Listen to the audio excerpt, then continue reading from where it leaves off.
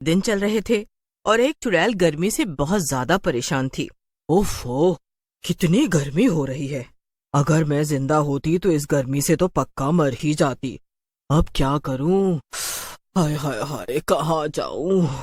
चुड़ैल चलते चलते एक बर्फ के गोले वाले के पास पहुंच गई। अरे वाह, बर्फ का गोला, क्या बात है। अब एक ठंडा ठंडा गोला खाऊंगी और तरोताजा हो जाऊंगी। कम से कम इस गर्मी से कुछ तो छुटकारा मिलेगा मुझे। चुड़ैल जल्दी से गोले वाले के पास गई, लेकिन गोले वाला उसे देखकर बहुत डर जाता है और वहां से दुम दबाकर भाग जाता है। अरे अरे, ये कमबख्त गोले वाला तो भाग ही गया। अब क्या करूं मैं तो ये गोला बना भी नहीं पाऊंगी। अरे हद हो गई, लगता है इस गर्मी में सड़ना पड़ेगा मुझे। चुड़ैल सोचते सोचते कुछ दूर निकल आई। वहां से बाजार शुरू थी। वहीं एक इलेक्ट्रॉनिक्स की बहुत बड़ी दुकान थी। अरे ये इस मनहूस गर्मी में इतनी ठंडी ठंडी हवा कहाँ से आई? बड़ा मजा आ रहा है। चुड़ैल ने देखा कि सामने दुकान में एसी चल रहा था और वहीं से हवा आ रही थी। चुड़ैल फौरन दुकान के अंदर चली गई। वाह वाह, अरे ये तो बड़े कमाल की दुकान है। इसके अंदर तो एकदम गर्मी नहीं लग रही है। अब तो मैं यहीं पे रहूंगी। चुड़ैल को देखकर सभी लोग डर जाते हैं और यहाँ वहाँ भागने लगते हैं। तभी चुड़ैल को दुकान में देखकर एक नौकर भागता हुआ दुकान के मालिक के पास जाता है। साहब, ओ साहब, अरे बड़ा गजब हो गया साहब। हमारी दुकान में एक चुड़ैल घुस आई है। उसे देखकर सभी ग्राहक भाग गए हैं। वो बड़े मजे से हमारी दुकान में बैठकर एसी की हवा खा रही है। क्या? अरे ऐसे तो हमारा बड़ा नुकसान होगा। हमें उसे यहाँ से भगाना होगा। चलो चलकर मुझे दिखाओ कि चुड़ैल है कहाँ।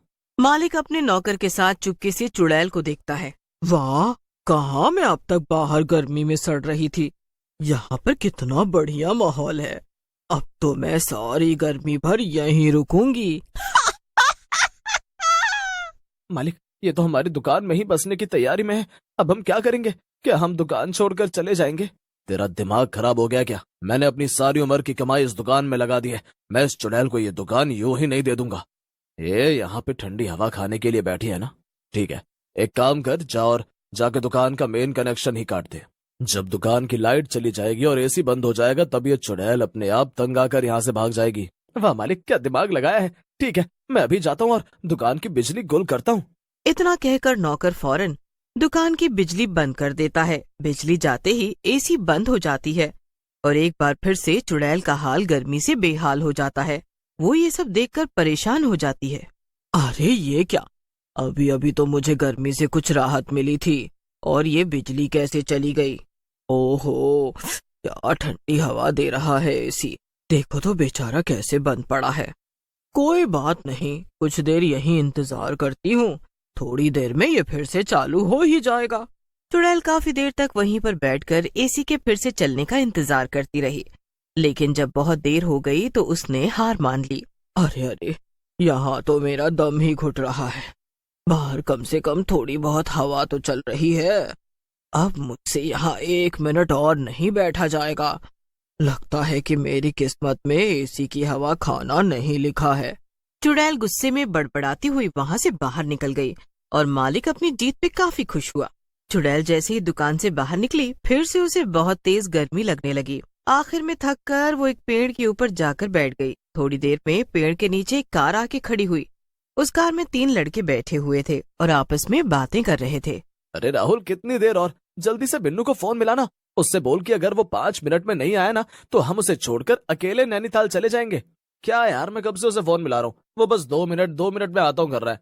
तो चलो उसके घर चलते हैं, ऐसे तो हमें लेट हो जाएगा ना। अरे मुझसे तो अब यहाँ की ये सड़ी हुई गर्मी बर्दाश्त ही नहीं हो रही है। मुझे तो जल्दी से नैनीताल की ठंडी ठंडी हसीन वादियों में मजे लेने। तीनों लड़कों की बात सुनकर चुड़ैल बहुत खुश हो गई। वो जल्दी से पेड़ से नीचे उतर आई और उनकी कार में जाके बैठ गई। चुड़ैल को कार में बैठता देखकर तीनों लड़के बहुत डर गए। मैंने सुना है कि तुम लोग नैनीताल जा रहे हो। मुझे भी उसी रास्ते जाना है। चलो मुझे भी साथ ले चलो। लेकिन अगर तुमने मेरी बात नहीं मानी ना तो तुम जरूर मारे जाओगे। चुड़ैल की धमकी सुनकर सभी लड़के हार गए।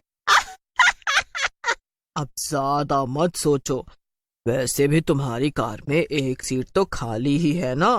तुम्हारा वो दोस्त अभी तक आया नहीं है, तो अब उसकी जगह तुम मुझे ले चलो।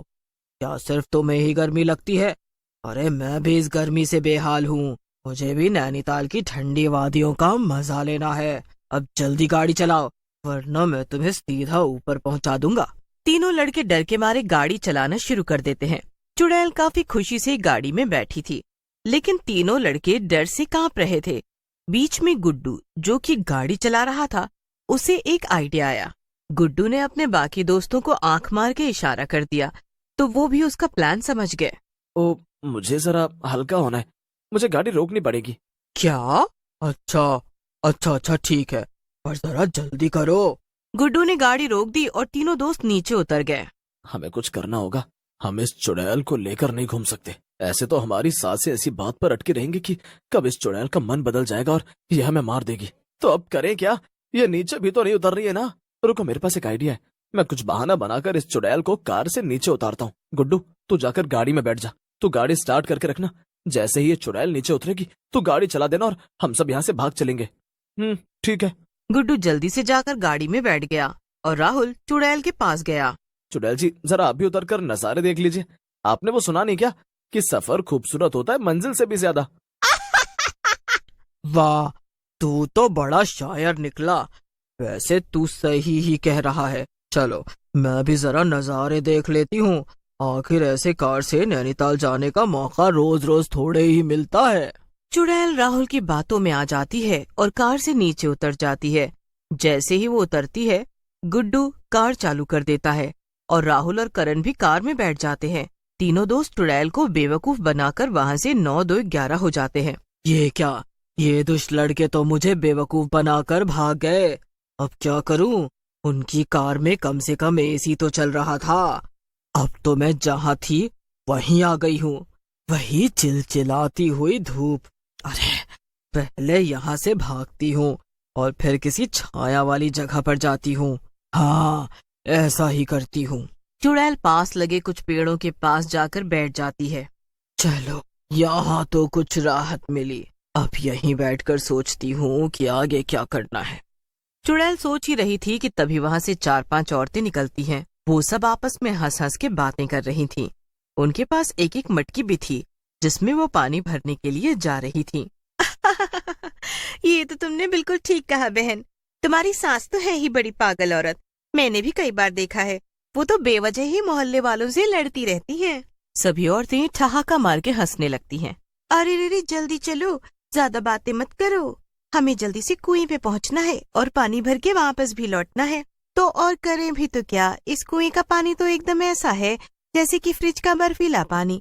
औरतें आपस में बातें कर रही थीं और चुड़ैल उनकी बात को बड़े ही ध्यान से सुन रही थी। उसने मन ही मन सोचा, इन औरतों की बात सुन के तो लगता है कि मुझे मेरी मुसीबत का इलाज मिल गया है। इतना कहकर चुड़ैल उन औरतों के पीछे पीछे चल पड़ी। कुछ दूर चलने के बाद वो कुआं आ ही गया, जिसकी सभी औरतें बात कर रही थीं। औरतें कुएं से पानी भरती उसके पहले ही चुड़ैल पीछे से चिल्लाती हुई आई। हट जाओ, मेरे रास्ते से हट जाओ। इतना कहकर चुड़ैल ने छपाक से कुएं में छलांग लगा दी। सभी औरतें उसे देखकर दंग रह गईं। वहीं दूसरी तरफ चुड़ैल कुएं में कूदकर बहुत खुश थी। वाह वाह, क्या बात है, कितना ठंडा पानी है। कितना अच्छा लग रहा है। अरे कौन हो तुम?